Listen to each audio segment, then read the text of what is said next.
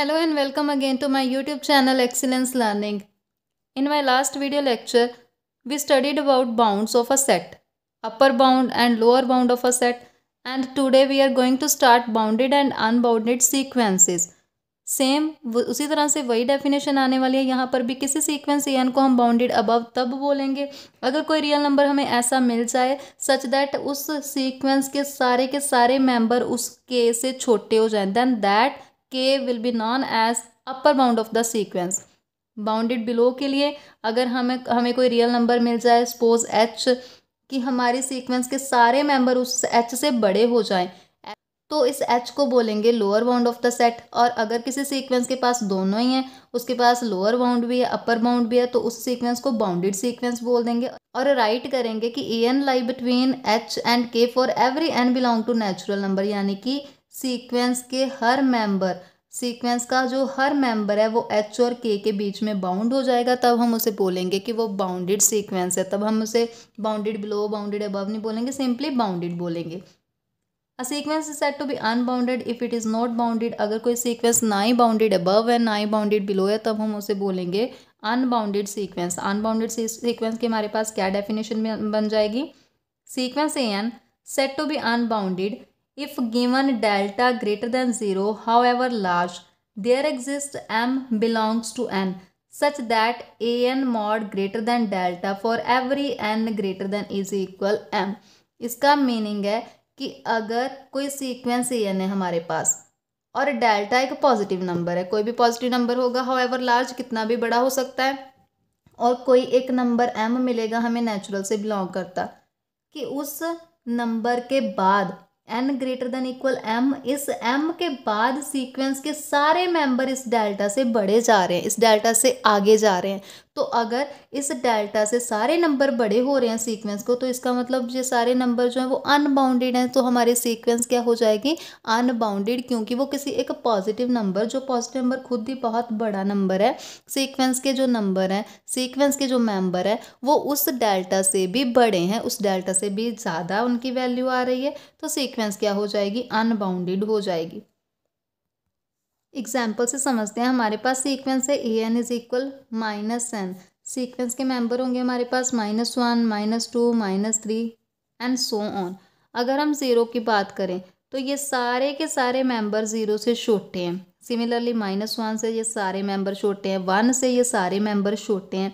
तो ये तीनों क्या हैं इस सीक्वेंस के? ये बन जाएंगे अपर बाउंड, क्योंकि ये तीनों ऐसे नंबर्स हैं सच दैट सीक्वेंस के सारे मेंबर इनसे छोटे आ रहे हैं, ज़ीरो से भी छोटे हैं।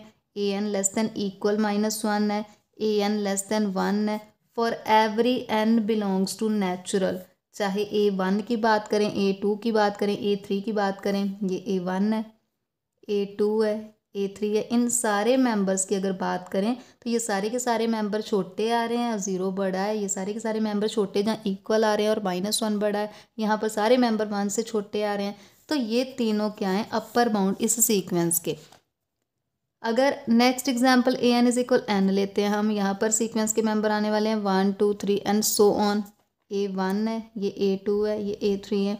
ज़ीरो की बात करें तो ज़ीरो जो है वो छोटा है सारे के सारे ए एन से, या ऐसा बोल लेते हैं कि ए एन ग्रेटर है ज़ीरो से। चलो ऐसे लेते हैं, zero less than a n for every n belongs to natural number. मतलब A1 जो है वो भी बड़ा है ज़ीरो से, A2 भी बड़ा है ज़ीरो से, A3 भी बड़ा है ज़ीरो से। तो ज़ीरो क्या बन गया यहाँ पर? Lower bound of this sequence. कोई और सीक्वेंस लेते हैं हम, ए एन इज इक्वल 1/n। इस सीक्वेंस के मेंबर आने वाले हैं 1, 1/2, 1/3, 1/4 एंड सो ऑन। यहाँ पर हम लिख सकते हैं 1, 0.5 आने वाला है, ये कुछ आएगा 0.33, कुछ ऐसे आएगा, ये आएगा 0.25 एंड सो ऑन। ज़्यादा से ज़्यादा ये नंबर किसके पास जाएगा? ज़ीरो के पास जाएगा। 1 से स्टार्ट हो रहा है, फिर नंबर छोटा छोटा छोटा और छोटा होता होता 0.000 समथिंग जाएगा, ज़्यादा से ज़्यादा ज़ीरो के पास जाएगा। मतलब इस सीक्वेंस के सारे मेंबर अगर देखा जाए 1 और 0 के बीच में आ रहे हैं। ये सारी की सारी सीक्वेंस किस में लाई कर रही है? 0, और 1 के बीच में for every n belongs to natural. तो ये सीक्वेंस क्या हो गई, बाउंडेड सीक्वेंस हो गई। ये सीक्वेंस जो है सिर्फ बाउंडेड अबव है क्योंकि इसका सिर्फ अपर बाउंड एग्जिस्ट कर रहा है। ये सीक्वेंस जो है वो बाउंडेड बिलो है क्योंकि इसका सिर्फ लोअर बाउंड एग्जिस्ट कर रहा है। ये सीक्वेंस बाउंडेड सीक्वेंस है, इसके पास लोअर बाउंड भी है, इसके पास अपर बाउंड भी है। इस सीक्वेंस को बोलेंगे bounded sequence. A sequence is bounded above, below, bounded according as its range is bounded above, bounded below, bounded। कोई सीक्वेंस बाउंडेड बिलो है, बाउंडेड अबव है या बाउंडेड है, वो हम उसके रेंज सेट को देख के भी बता सकते हैं। अगर हम फर्स्ट सीक्वेंस की बात करें तो इसका रेंज सेट क्या है, -1 -2 -3 सो ऑन। रेंज सेट ऐसे लिख सकते हैं -∞ से लेके -3 -2 -1। ये रेंज सेट जो है ये ऊपर से बाउंड है, मतलब इसका अपर बाउंड एग्जिस्ट कर रहा है, तो ये बाउंडेड अबव है। तो इसका इस जो सीक्वेंस है इसकी रेंज जो है वो बाउंडेड अबव है, तो इसका मतलब ये सीक्वेंस भी क्या होगी, बाउंडेड अबव। सिमिलरली जो हमने सेकंड एग्जांपल ली है इसकी रेंज सेट ये आ रही है। ये रेंज सेट जो है ये रेंज का बिलो वाला बाउंड तो है हमारे पास, ये बाउंडेड बिलो है, इसका अपर बाउंड एग्जिस्ट नहीं कर रहा, लेकिन इसका लोअर बाउंड एग्जिस्ट कर रहा है। ये 1 से बाउंड है या 0 से बाउंड है, तो ये बाउंडेड बिलो है ये रेंज सेट। तो इस सीक्वेंस को भी हम क्या बोलेंगे, बाउंडेड बिलो। सिमिलरली जो थर्ड वन है उसकी रेंज में क्या एलिमेंट आ रहे हैं, 0 1 0.5 0.33 0.25 एंड सो ऑन। ये सेट जो है 1 से बाउंड है और इधर 0 से बाउंड है। अगर इन एलिमेंट्स को हम दूसरी तरह से लिखें तो 0 और 1 से बाउंड है ये सेट। इसका मतलब ये रेंज सेट जो है इसका लोअर बाउंड भी एग्जिस्ट कर रहा है, अपर बाउंड भी एग्जिस्ट कर रहा है, तो ये रेंज सेट बाउंड है। अगर रेंज सेट बाउंडेड सेट है तो ये सीक्वेंस भी क्या होगी, bounded. If a sequence an is bounded, then its range is bounded. Least upper bound, greatest lower bound of range of sequence an called least upper bound, greatest lower bound of the sequence। मतलब अगर हमारे पास range है किसी sequence की तो range को देख के जो least upper bound greatest lower bound range set का होगा वही सीक्वेंस का होगा। They are also called supremum and infimum of the sequence. ज़्यादा अच्छे से समझने के लिए इस चीज़ को आप मेरी पिछली वीडियो ज़रूर देखें, वहाँ पर मैंने ये सारा डिस्कस किया है कि क्या होता है least upper bound greatest lower bound. वहाँ पर सेट के लिए था, यहाँ पर सीक्वेंस के लिए हम पढ़ रहे हैं। Properties of least upper bound you of an यानी sequence an। Least upper bound की प्रॉपर्टी ये होती है कि एक तो ये अपर बाउंड होना चाहिए, an के सारे ये जो सीक्वेंस है ये सारे एलिमेंट उसके इस u से छोटे होने चाहिए, तभी ये अपर बाउंड बनेगा। और दूसरा, अगर कोई एप्सिलॉन ग्रेटर देन 0 हमारे पास और स्मॉल कोई एलिमेंट है, there exist at least one positive integer m such that am greater than u minus epsilon. अगर इस u से छोटी सी वैल्यू कोई माइनस करते हैं हम, u माइनस एप्सिलॉन, अगर हमने ऐसा किया तो सीक्वेंस का कोई एक मेंबर जो है वो बड़ा हो जाएगा इस चीज़ से। इसका मतलब लीस्ट अपर बाउंड हम उसे बोलेंगे कि अगर उसमें से कोई छोटी सी वैल्यू भी माइनस करते हैं तो हम छोटी सी वैल्यू माइनस करने के बाद भी हमारे पास जो हमारी सीक्वेंस है उसका कोई एक मेंबर बड़ा हो जाएगा, तो ये क्या बचेगा, ये अपर बाउंड ही नहीं बचेगा। तो इसका मतलब लीस्ट अपर बाउंड की दो प्रॉपर्टीज होती हैं, पहला वो तो अपर बाउंड होना चाहिए, दूसरा उसमें से अगर एक छोटी सी वैल्यू भी माइनस कर रहे हैं तो वो अपर बाउंड ही नहीं रहता।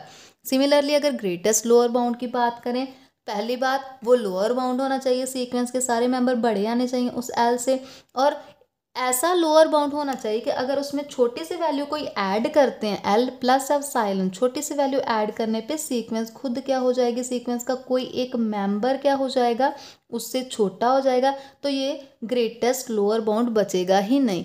ये प्रॉपर्टी होती है ग्रेटेस्ट लोअर बाउंड की। एग्जाम्पल से समझते हैं और डिटेल में।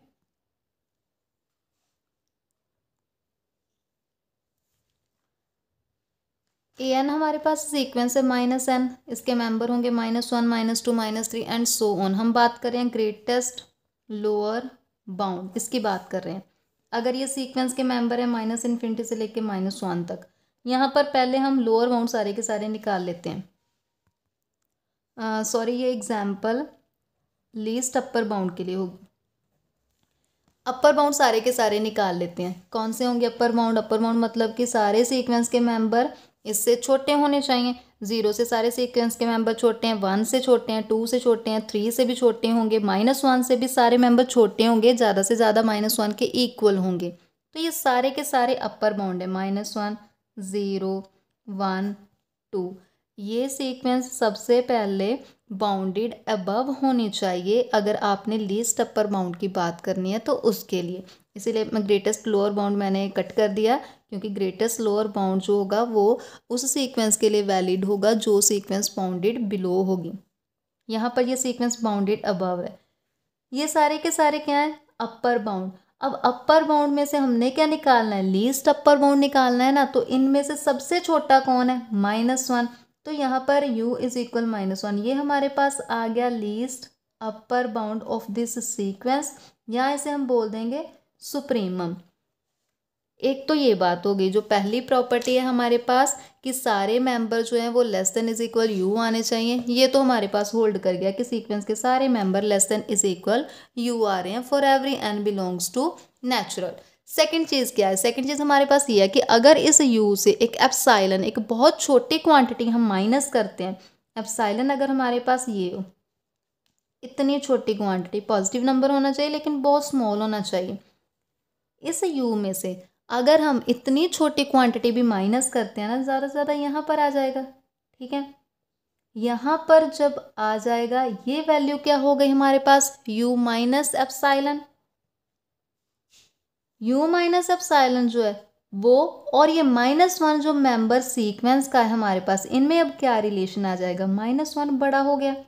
इसका मतलब ये एक मेंबर सीक्वेंस का जो A1 है, ये हमारे पास बड़ा आ गया u माइनस एप्सिलॉन से। यहाँ ये चीज़ हम बोल लें कि A1 greater than u minus epsilon. तो इस u में से छोटी सी क्वांटिटी अगर हमने माइनस करी, तो माइनस करने से सीक्वेंस का एक मेंबर जो है वो बड़ा हो गया इससे। तो ये तो हमारे पास बचा ही नहीं, अपर बाउंड ही नहीं बचा हमारे पास, क्योंकि सीक्वेंस का मेंबर जो है वो बड़ा आ गया, तो ये अपर बाउंड ही नहीं बचा। तो u के पास सेकंड ये प्रॉपर्टी होनी चाहिए कि इसमें से छोटी सी क्वांटिटी भी माइनस करने पर सीक्वेंस का कोई एक मेंबर इससे बड़ा हो जाएगा।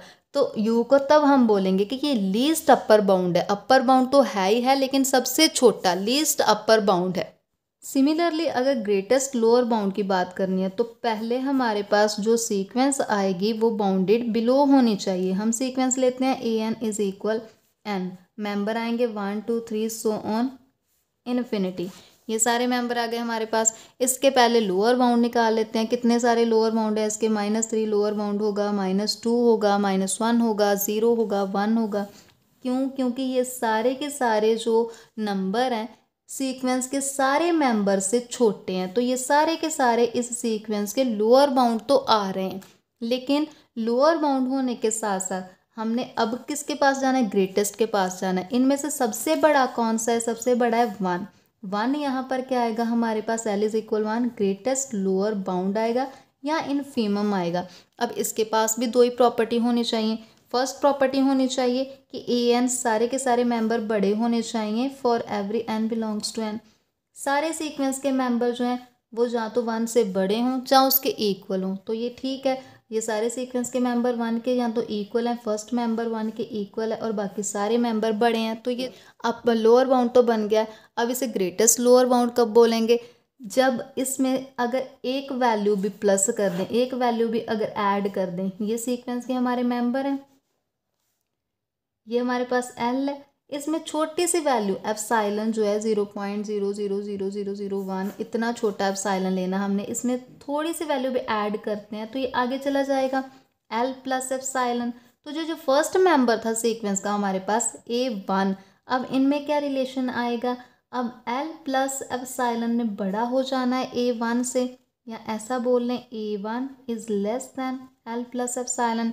सीक्वेंस का एक मेंबर जो है वो छोटा हो रहा है l प्लस एप्सिलॉन से, तो इस l को हम बोलेंगे greatest lower bound. Lower bound भी है और सबसे बड़ा है, ग्रेटेस्ट लोअर बाउंड है। इतना बड़ा कि ये लोअर बाउंड होने के साथ साथ ग्रेटेस्ट लोअर बाउंड है कि इसमें अगर छोटी सी वैल्यू भी हम ऐड करते हैं तो ये लोअर बाउंड ही नहीं बचता, सीक्वेंस का एक मेंबर जो है वो छोटा हो जाता है, ये लोअर बाउंड ही नहीं रहेगा। तो ये प्रॉपर्टी होनी चाहिए lower bound, greatest lower bound के पास।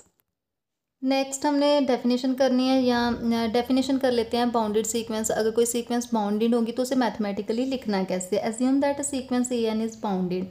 अगर सीक्वेंस ए एन बाउंडेड है तो हमारे पास दो रियल नंबर एच और के आएंगे, सच दैट सीक्वेंस के सारे मेंबर एच और के बीच में लाई करेंगे for every n belongs to natural.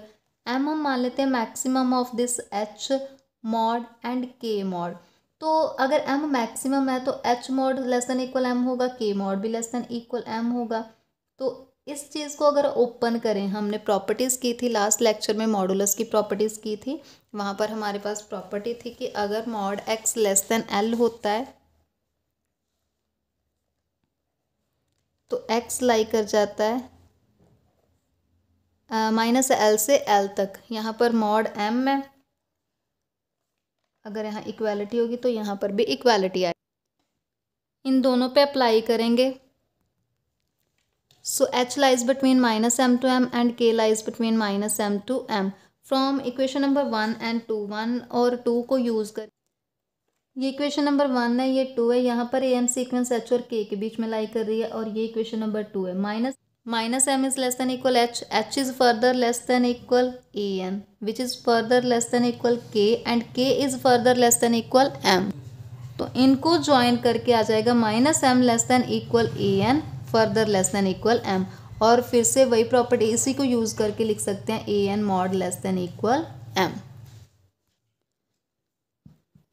So bounded sequence की हमारे पास डेफिनेशन आती है, sequence a n is bounded if and only if there exist real number m such that a n mod is less than m।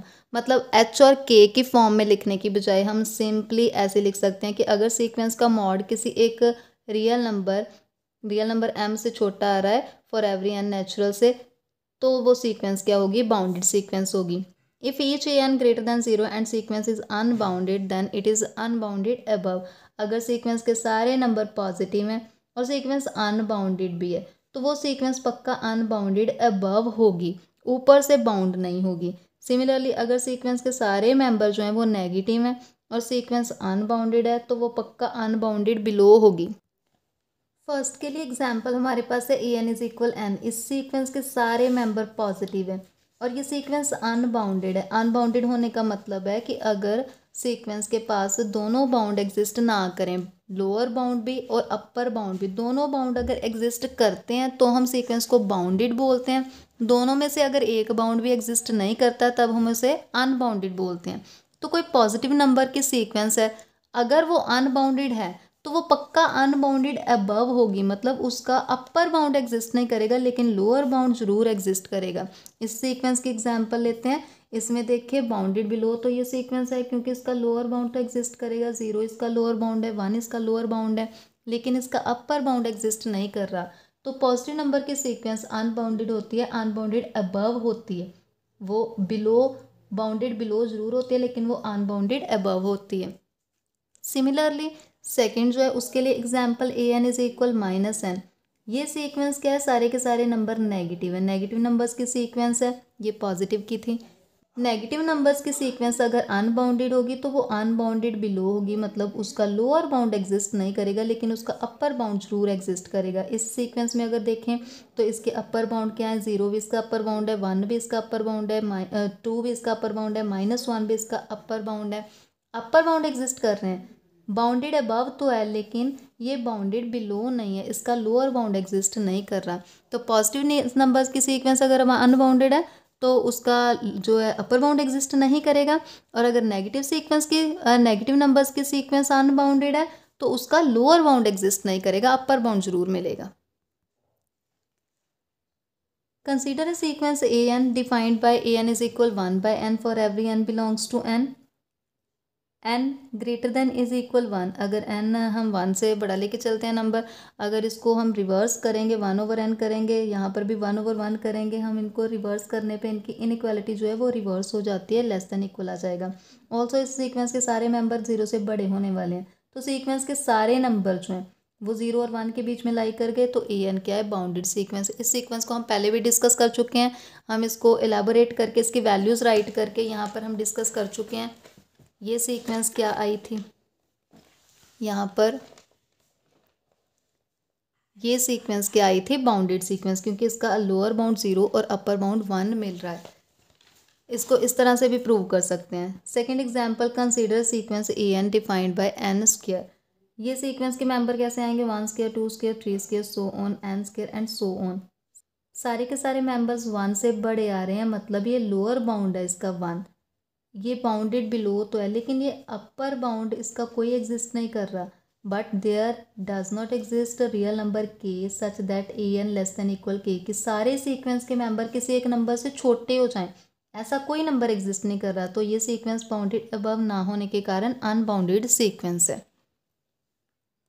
This sequence AN is equal -n, bounded above तो है, लेकिन and 0 इसका upper bound है, लेकिन ये bounded below नहीं है। इसके बारे में हम डिस्कस कर चुके हैं ऑलरेडी।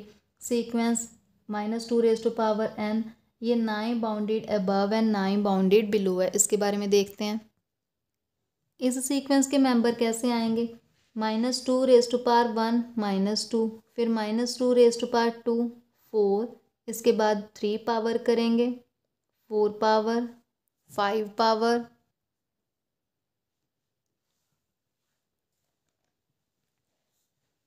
इस सीक्वेंस के सारे मेंबर किसी एक नंबर से बड़े भी नहीं आ रहे, किसी एक नंबर से छोटे भी नहीं आ रहे।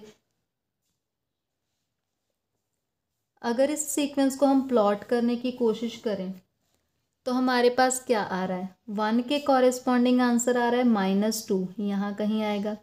2 के कॉरेस्पॉन्डिंग आंसर क्या आ रहा है, 4। 3 के कॉरेस्पॉन्डिंग आंसर आ रहा है -8। 4 के कॉरेस्पॉन्डिंग आंसर आ रहा है 16, फिर -32, फिर इसके बाद 64 नंबर आ रहा है। तो ये सीक्वेंस क्या है, ये सीक्वेंस नीचे से भी बाउंड नहीं हो सकती, ऊपर से भी बाउंड नहीं हो सकती, ना ही इसका अपर बाउंड मिलना है ना ही इसका लोअर बाउंड मिलना है। So this sequence is neither bounded below nor bounded. So these are some important definitions, important terms related to sequence. In next video we will discuss the convergence of sequence. For more videos, like, share and subscribe.